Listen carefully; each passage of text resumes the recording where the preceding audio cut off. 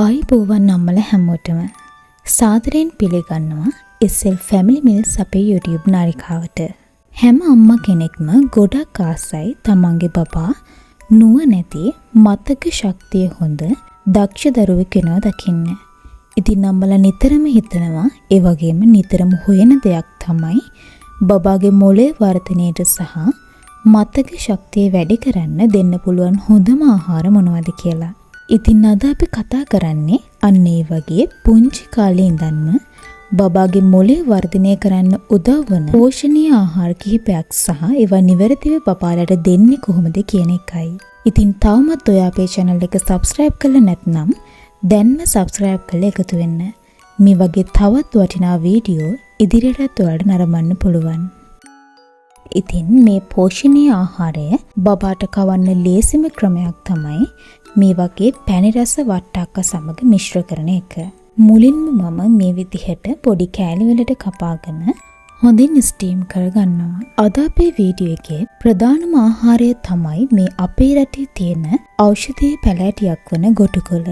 ගොටුකොළ කියන්නේ සාමාන්‍ය කොළ වර්ගයක්ම විතරක් නෙමෙයි. මේ ආයුර්වේදයට අනුව මොළයේ සෛල වර්ධනය කරන්න, මතක ශක්තිය තියුණු කරන්න සහ ස්නායු පද්ධතිය ශක්තිමත් කරන්න පුළුවන් ප්‍රධානම සහ අංග එකේ ඖෂධීය පැලෑටියක්. ඉතින් අම්මලා දැනගන්නම ඕනි වැදගත්ම දෙයක් තමයි මාස 6න් පස්සේ බබාලට මේ ප්‍රධාන ඖෂධීය ආහාරය දෙනකොට කවදාවත් අමුවෙන් දෙන්න හොඳ නෑ. බබාගේ පටවැල් සෙවුම් නිසා ගොටුකොළ හොඳින් සෝතලා වට්ටක්ක හෝ බත් සමග දෙනවා නම් විනාඩි කිහිපයක් තම්පලා බ්ලෙන්ඩර් කරලා හෝ මෑෂ් කරලා බාගෙට මෑෂ් කරපු බත් එකට එකතු කරලා දෙන්න පුළුවන්. මේකෙන් බබාගේ මොළයට අවශ්‍ය කරන ප්‍රධානම ඖෂධීය පෝෂණය වගේම ආහාර ජීර්ණයටත් කිසිම බාධාවක් වෙන්නේ නැහැ. ගොටුකොළ වලට පුළුවන් මොළයේ සෛල අලුත් වැඩියා කරලා මතක ශක්තිය රැක ගැනීමට සහ අවධානය යොමු කිරීමේ හැකියාව වැඩි කරන්න. ඒ වගේම තමයි ශරීරයේ රුධිර නාල ප්‍රාණවත් කරලා මොළයට සහ සමස්ත ස්නායු පද්ධතියට නිසි පරිදි රුධිරය හා ඔක්සිජන් ගෙන යාමට දායක වෙන්න. ඒ වගේම තමයි ශරීරයේ ප්‍රතිශක්තිය වැඩි කරන්නත් මේ ගොටුකොළ වලට ඉහළ හැකියාවක් තියෙනවා. පුංචි බබාලට දෙනකොට ගොටුකොළ කොළ හොඳින් සෝතලා මේ විදිහට කොළ 3-4ක් හොඳටම ප්‍රමාණවත්. ඉතින් මේ විදිහට මේ කෑම එක හදාගන්න අවශ්‍ය ප්‍රමාණය මම අරගත්තා.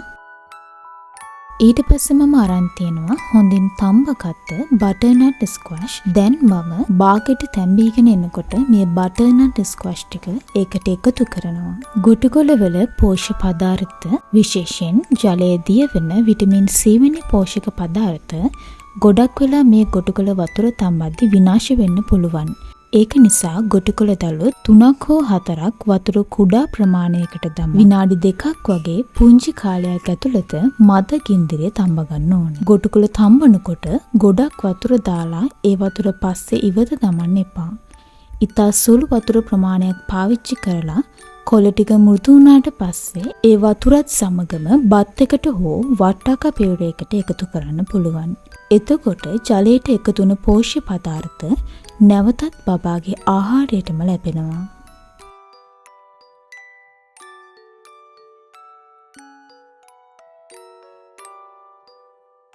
මෙන්න මේ විදිහට තමයි මම මගේ බබාට මතක ශක්තිය වැඩි වෙන්න සහ ධාරණ ශක්තිය වැඩි කරන ඉතාමත් ගුණවත් ආහාරය හදාගත්තේ.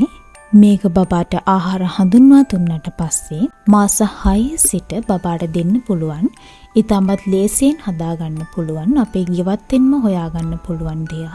මම මේ ආහාරය හදාගත්තේ මාස 8 බබෙක්ට නිසා මේ වගේ ටිකක් ලොකුවට තමයි ගොටුකොළ කපාගෙන තියෙන්නේ. ඉතින් ඔයා මාස 6 සිට බබාට මේ ආහාරය හඳුන්වලා දෙනවා නම් හොඳින් බ්ලෙන්ඩර් කරලා ගන්න.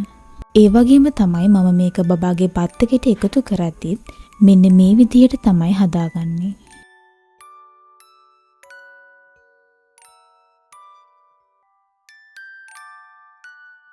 ගොටුකොළ වලට අමතරව බිත්තර කහමදිය සහ අලිකැට peer ඒ වගේම තමයි මුං ඇට සහ පරිප්පු වගේ ආහාර වලිනුත් බබාගේ මොළේ වර්ධනය ඊටමත් වේගින් වර්ධනය කරනවා. බිත්තර වගේ දේවල් මාස 8න් පසු බබාලට දෙන්න පුළුවන්. බිත්තර මදේ කියන්නේ කොලින් වලින් පිරිපුන් ආහාරයක්. මේක බබාගේ මතක තබා ගැනීමේ හැකියාව වැඩි කරන්න ඍජුවම උදව් වෙනවා. මොළේ ක්‍රියාකාරීත්වයට හොඳ මේද අවශ්‍යයි. ඉතින් හොඳින් නිදුණු අලිකැට peer පියුර එකක් බබාට ලබා දීම ඉතාමත් ගුණදායකයි. ඔයත් ඔයාගේ බබාට මතක ශක්තිය වර්ධනය කරන්න වගේම සිතීමේ හැකියාව වර්ධනය කරන්න ධාරණ ශක්තිය වැඩි කරවන්න මේ රසවත් පෝෂණීය ආහාරය හදලා දෙන්න. ඔයාලගේ අදහස් පහලින් කමෙන්ට් කරන්න. මේ වගේ වටිනා වීඩියෝ බලන්න දැන්ම අපේ නාලිකාව සමග එකතු වෙන්න. හැම දරුවෙක්ම නිරෝගී නැනවත් දරුවෙක් වේවා. ඔබට සුබ දවසක්.